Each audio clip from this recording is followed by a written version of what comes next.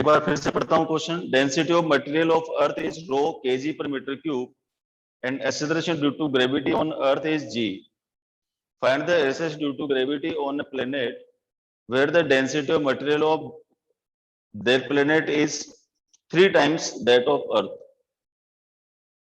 तो क्या करूंगा सबसे पहले बेटा, एक्सेलरेशन ड्यू टू ग्रेविटी की डिपेंडेंसी किस क्षेत्र से है वो फाइंड करूंगा। देखो ऐसे,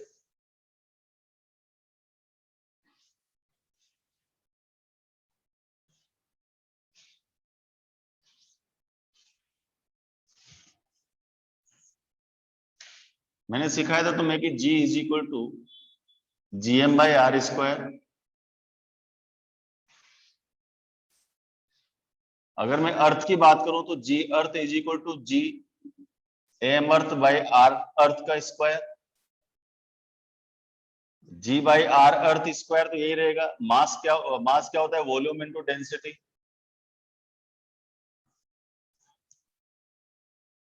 ठीक है, अर्थ की डेंसिटी क्या कैंसिल हो गया, देखो G ऐसा ही रहेगा, 4/3 पाई भी रहेगा, आर ई स्क्वायर से R E cube R E बार कैंसिल हो जाएगा, और ये अर्थ का डेंसिटी। ये तो हो गया किसका, अर्थ का, एक इक्वेशन। इसी तरह से प्लेनेट का क्या होगा बताओ। प्लेनेट का देखो,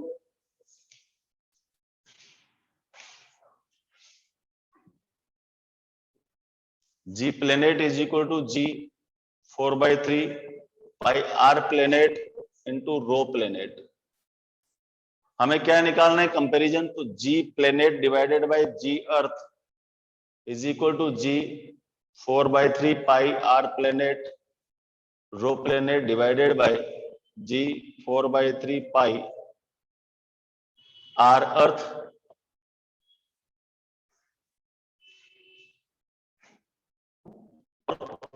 किया जाएगा यहाँ पर रो अर्थ। G 4/3 पाई से G 4/3 पाई कैंसिल हो जाएगा, R planet into rho planet divided by R earth of rho earth. R ये 3 टाइम्स है, तो R planet into 3 rho earth divided by R earth into 3 rho earth से रो अर्थ भी कैंसिल हो जाएगा। तो क्या बचेगा कि G planet by G earth is equal to 3 R planet divided by R earth. और अगर हमें मान लो रेडियस का भी रेशियो दे रखा हो तो रेडियस का रेशियो रख करके हम फाइंड कर सकते हैं।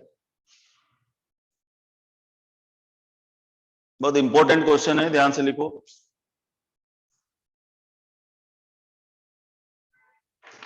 थोड़ा ब्लर दिख रहा।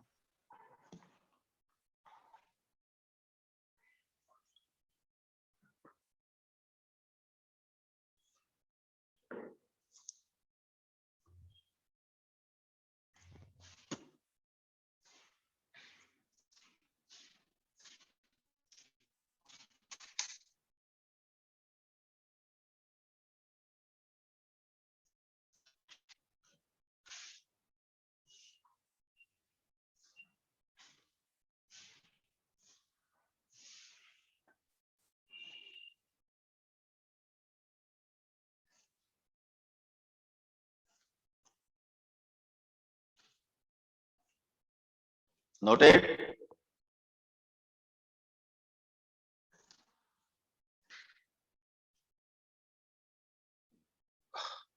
वेदिका कहाँ गई, वेदिका? नोटेड बेटा? Yes sir.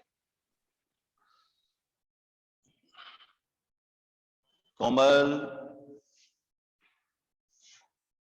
Yes sir. चलो अब सेम क्वेश्चन आप लोग करके बताना। एक क्वेश्चन लिख रहा हूं मैं।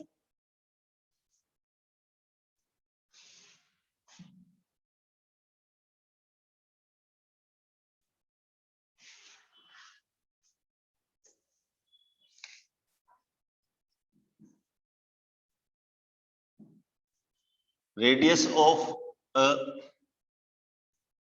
planet is 1/3 of radius of Earth and density of planet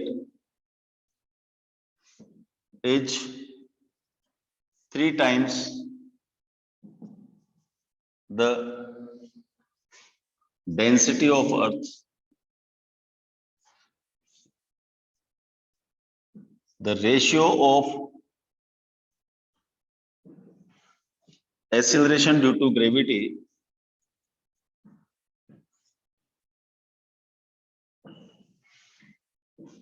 on surface of planet to that of Earth. थोड़ा सा अगर दिमाग लगाओगे तुम्हें आ जाएगा। जरा सा सोचो।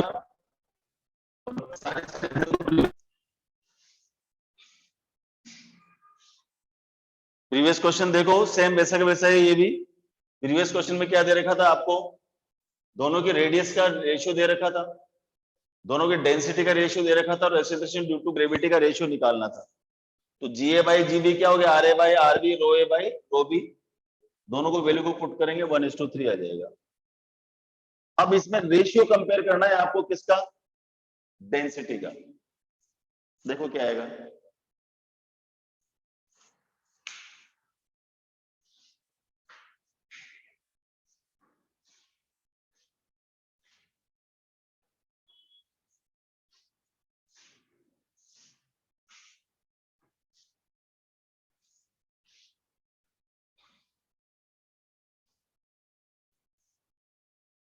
तेरे मोबाइल में सही दिख रहा है क्या? सही दिख रहा है तेरे पास क्लास है? मतलब ये जो ब्लर ब्लर तो नहीं आ रहा ना बच्चों? ब्लर तो नहीं दिख रहा तुम लोगों को? क्लियर दिख रहा है? सुशांत राठौड़ का आंसर, वाह क्या बात, क्या बात।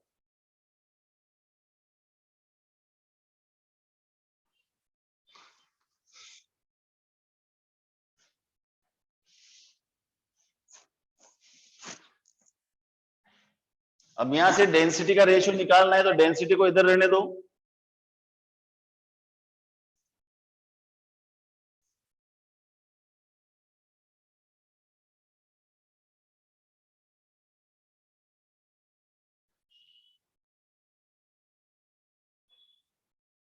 देखो ये rho earth divided by rho planet is equal to G earth G planet और आर प्लेनेट आर अर्थ। उल्टा हो जाएगा इधर जाकर के, देखो तो क्या हो गया? GE by GP. और ये दे रखा है प्लेनेट का अर्थ से रेडियाई, तो ये तो हो जाएगा प्लेनेट का अर्थ से तो 3:2 ही रहेगा। ये तो नहीं, 2:2 प्लेनेट का अर्थ से तो 2:3। और यहां पर है जी अर्थ 4/5, तो ये हो जाएगा 5/4।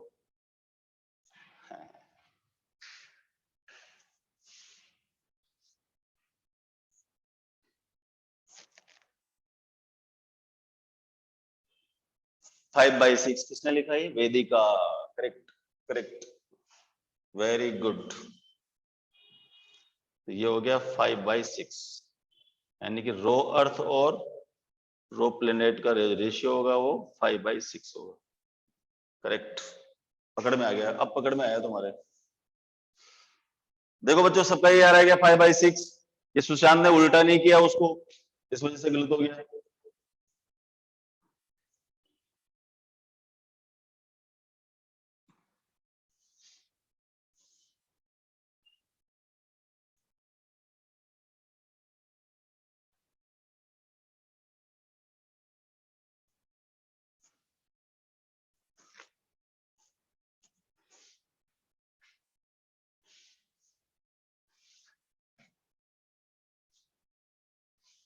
देखो, if the earth is rotating on its own axis with constant angular velocity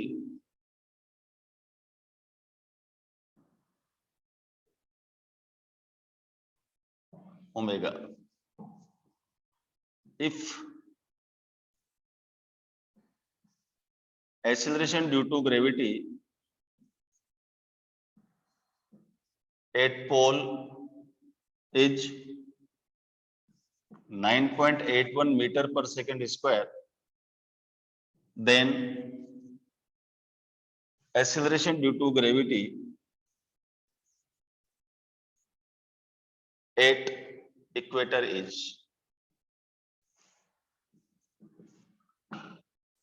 पोल और इक्वेटर में हमें एक्सेलरेशन ड्यू टू ग्रेविटी का कंपेयर करना है।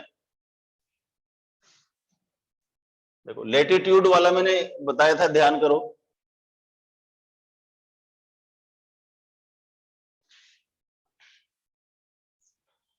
जी पोल इज इक्वल टू जी आया था, वो था 9.81 मीटर पर सेकेंड स्क्वायर। लेकिन जी कहां निकालना है अपन को? इक्वेटर पर। और जी इक्वेटर क्या बोला था मैंने? G minus R E omega square, क्योंकि यहां पर लेटिट्यूड एंगल 90 डिग्री हो जाता है और cos square lambda is equal to क्या हो गया था हमारे पास? 1। ओमेगा निकालने के लिए तरीका देखो बेटा, ओमेगा क्या होता है? 2 पाई बाई टी, 2 इंटू 3.14 या 2 पाई बाई टी। इसको यहीं कैलकुलेट कर लो चाहो तो तुम। ओमेगा की वैल्यू रख देंगे और टी की वैल्यू होती है 24 आवर्स। तो सोल्व इसको करोगे तो क्या आएगा देखो, 9.81 माइनस आर ई होता है 6.4 इंटू 10⁶, 2 पाई बाई टी का होल स्क्वायर। तो 9.1 minus 6.4 10⁶, 4 pi square by T square. इसको सोल्व करना पड़ेगा आपको। 9.81 6.4 इंटू 10⁶, पाई स्क्वायर की वैल्यू 10 होती है और टी का मतलब हो गया 24 इंटू 60 इसका होल स्क्वायर।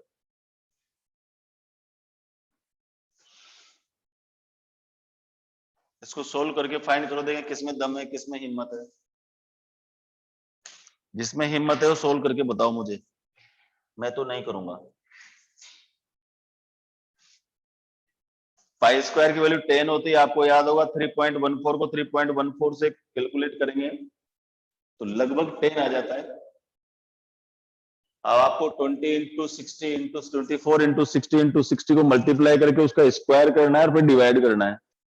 मुझे इक्वेटर पर वैल्यू निकाल करके दो कि अर्थ के इक्वेटर पर वैल्यू क्या होगी।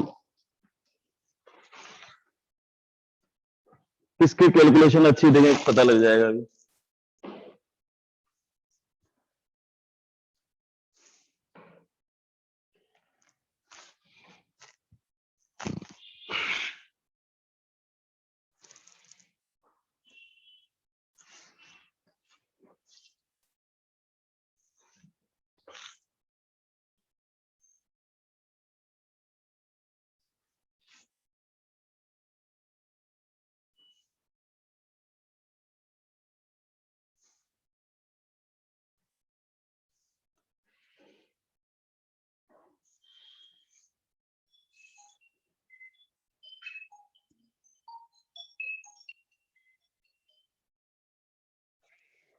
हाँ बेटा। हेलो सर, क्लास चालू है क्या?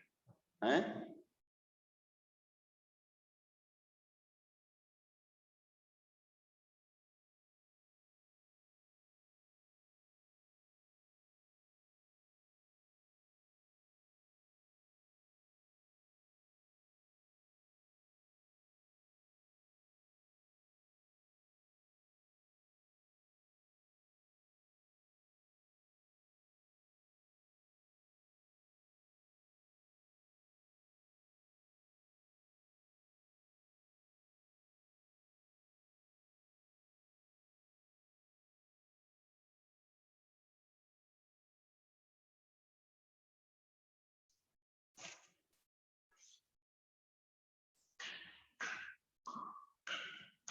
हिम्मत नहीं है बच्चों 9.83.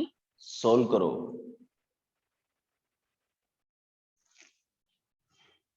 उसी क्वेश्चन को मॉडिफाई किया है मैंने कि the earth is rotating on its own axis with constant angular velocity omega if acceleration due to gravity at pole is 9.81 meter per second square, then the acceleration due to gravity at a place where latitude angle is 60 degree with the horizontal. पोल की जगह मैंने एक ऐसी जगह पर हमें मान लो हमारे यहाँ महाराष्ट्र के नांदेड़ में 60 डिग्री का एंगल है हॉरिजॉन्टल से, तो यहाँ पर एक्सेलरेशन ड्यू टू ग्रेविटी की वैल्यू क्या होगी? And this is the solution. G dash is equal to G minus R omega square cos square lambda है, ओमेगा 2 pi by T होता है, T 24 R होता है, लैम्डा की वैल्यू 60 लिख देंगे तो cos square lambda 1/4 हो जाएगा। यहाँ पर वैल्यूज पुट करो, सोल्व करोगे तो आपके पास इसका आंसर आ जाएगा।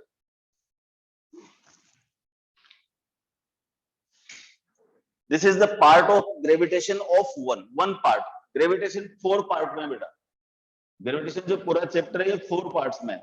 पहला पार्ट है हमारा न्यूटन्स लॉ ऑफ ग्रेविटेशन और variation of ji.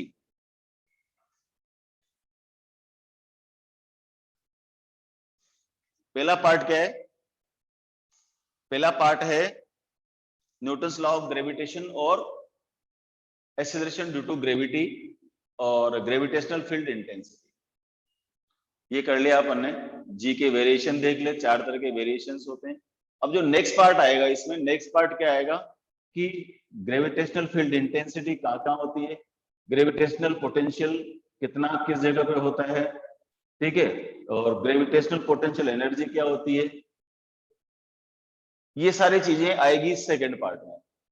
Third part में आएगा satellite, artificial satellite, natural satellite, और इसके अलावा वो principle of artificial satellite, Jio stationery satellite, ये सारे सैटेलाइट्स, और लास्ट में हम पढ़ेंगे केपलर्स लॉज ऑफ प्लेनेटरी और खत्म। इस तरह से लंबा चैप्टर है लेकिन बहुत बेसिक चैप्टर है। अगर आप ग्रेविटेशन ध्यान से सीखोगे तो 12th के 2 चैप्टर बिल्कुल फ्री में हो जाएंगे तुम्हारे। एक तरह से इलेक्ट्रोस्टैटिक्स का 70% पोर्शन इलेक्ट्रोस्टैटिक्स का वो ग्रेविटेशन की तरह है, और मैग्नेटिज्म का भी लगभग 80% पोर्शन ग्रेविटेशन की तरह है। इस चैप्टर में आप लोगों को अगर किसी भी तरह की कोई भी दिक्कत आ रही है, ठीक है, और अगर कोई आसपास रहता है तो अब मैं जो क्लास है सेंटर से लेना चालू कर दिया है, ठीक है।